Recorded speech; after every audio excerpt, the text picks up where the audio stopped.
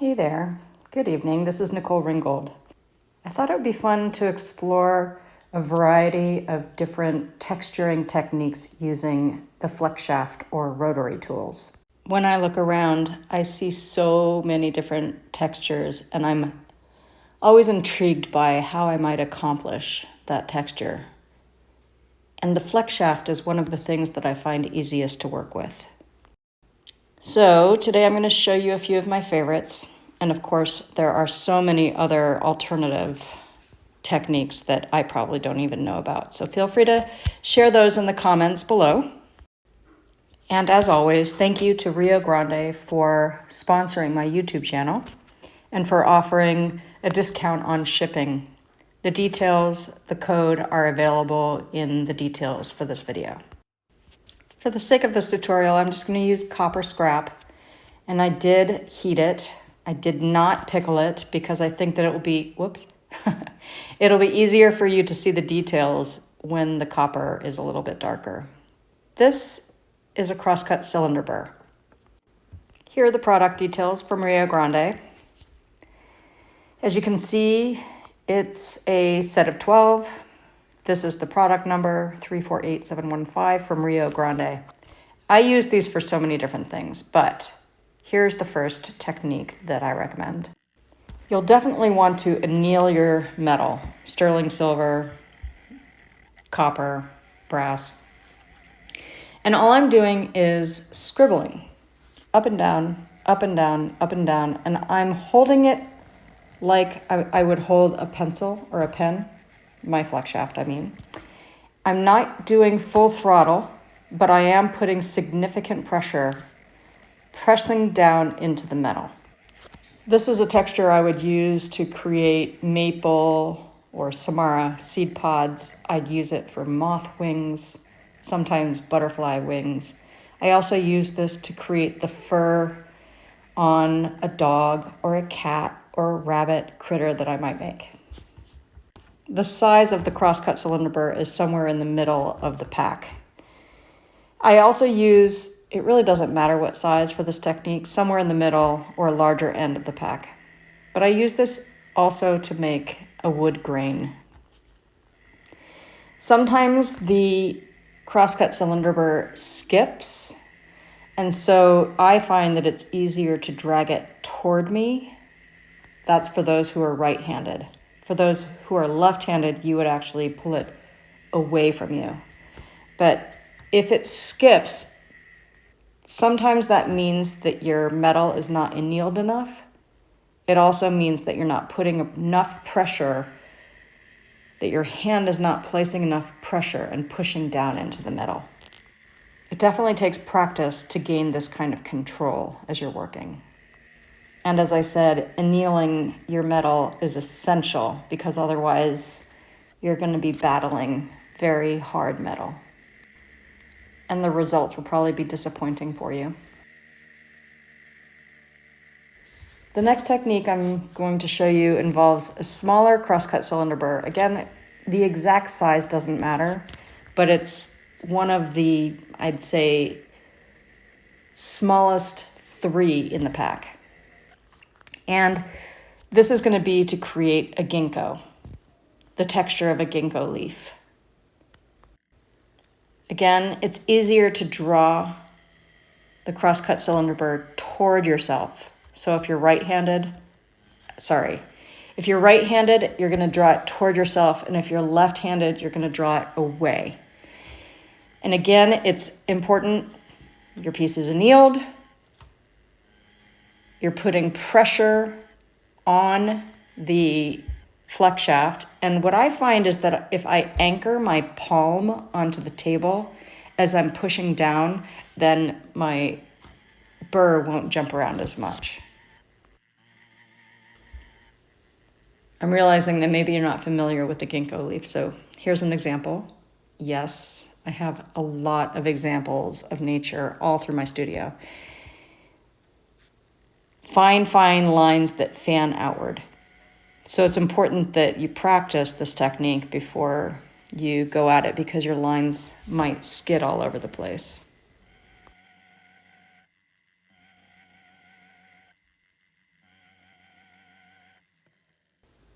Here's the result. If you can see that, sorry about the glare. The next technique involves using bulbers. So here they are, links. Again, Rio Grande. Here's the product number. Again, sorry about the glare.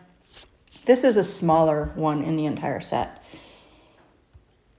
You'll need to anchor your hand, whether you're right-handed or left-handed, and I usually draw it toward me so that I'm not skipping across the surface. Like I said previously, you will definitely want to anneal your metal. And I'm anchoring, because otherwise, literally, it's going to skip across and you're going to have all of these scratches. This technique I use to create scales like on a fish or dents in coral. I'm trying to think of some other options, but there are so many. And you'll want to keep the nicks or the little dents as close together as possible. And the next technique involves using, well, it's exactly the same technique, but with a larger bulb burr. And I use that to create fish scales or the scales of a lizard. And I also use this technique for really mottled bark, which I'll get to here in a minute. Here you can see how this particular technique can translate to an actual piece. Look at the coral and those tiny dots. The next technique involves using, sometimes they call them separating discs, sometimes they call them cutoff wheels. Here you can see they're cutoff wheels. I use these for so many things, but basically there are these discs and you have to have a mandrel.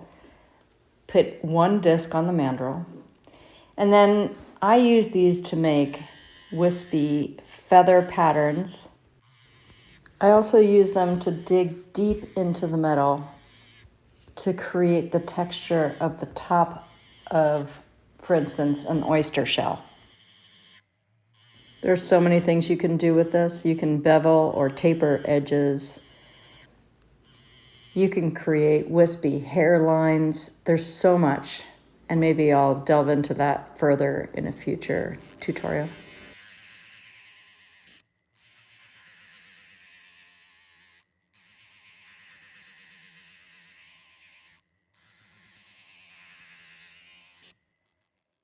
But here you'll be able to see on this abalone shell those beautiful striated lines. And how can you achieve that particular texture? Literally, I use the cutoff wheel, separating disc. I use that for that particular texture.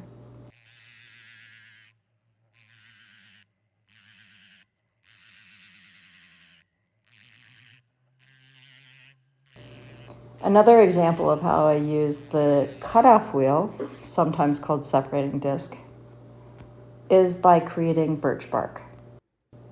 It looks like paper, and those striations are sometimes superficial, sometimes they go all the way through, and you can do both with this particular tool. I'd suggest using pliers to hold your metal because when you do this technique, the metal is going to get very hot. These are Swanstrom pliers, flat-nosed. I'm turning it over so you can actually see what I'm doing. A brief, gentle reminder that the metal is annealed. And then I'm just swiping gently across the surface for most of the lines, but sometimes this is why you need to use the pliers. Sometimes I'm actually digging with the cutoff wheel all the way through the metal, and it's going to get very hot. You don't want to hold the metal with your bare hands. It's too hot. And you can see here, so I'm digging all the way through, and it's beautiful when you lay this particular sheet on top of another, and then let's say you oxidize it. Just imagine the possibilities. Look, isn't that beautiful? Even with that really blotchy copper. Next, I'm going to show you the unmounted fiber wheel. This one's coarse. They come on mandrels, which I think are a waste, but you can also put them on mandrels. And I just use them to brush up my silver, and I love this particular texture. It looks like brushed metal. Duh, sorry. Sometimes I use these in one direction, like I'm showing you here. Sometimes I change the direction, and then it looks a lot more brushed. So now we're going to switch over to my polishing wheel. You could actually use this with your flex shaft. They come in smaller sizes. You have to note that with the polishing wheel, they go in one direction, on, off, and here I'm showing you the direction that they turn. They're going toward you, in which case you want to hold your piece of metal below, not above. If you hold your piece above, it's just going to fly across the room. Again, if you don't have a polishing wheel, you can get much smaller pieces that go on your flex shaft. This texture is limitless. You can create sand, or you can rough up a leaf, or I'm not going to mention all of the possibilities because my mind might explode. And that one wasn't even the coarse. This is the coarse. Green is the coarse variation of that.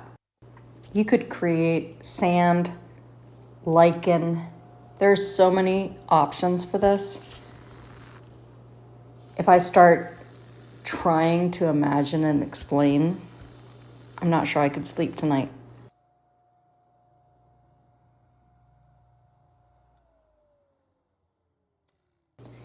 And the last thing I'm going to show you is the hammerhead, which is a completely different hand that you place on your flex shaft.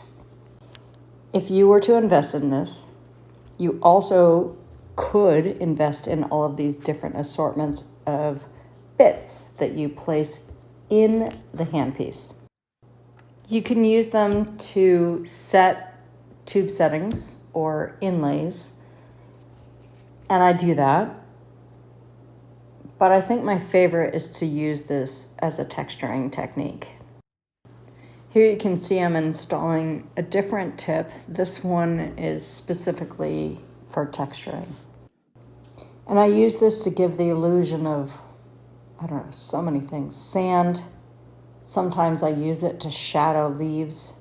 There's so many different options, but it's a beautifully subtle technique.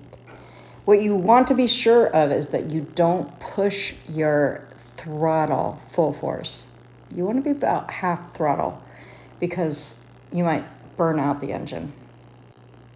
I use the hammerhead and I go round and round gently, again, not full throttle, in circles until I've created a consistent texture all across the surface of my metal. And that's all I've got for today. Let me know if you have questions, comments below. Let me know if you have any questions, and thank you for being here.